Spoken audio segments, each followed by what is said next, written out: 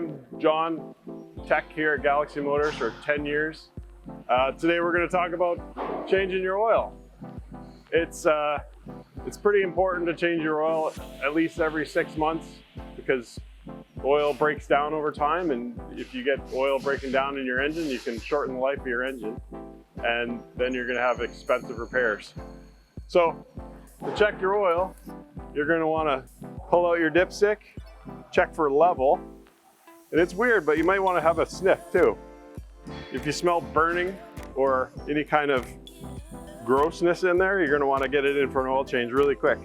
You can also rub it in between your fingers, and if there's grit in there, that's a sign that you have some internal engine problems. So it's best to bring it in quick.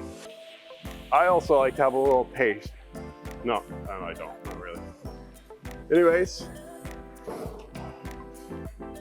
yeah, check your oil, get it changed every 6 months. Cool.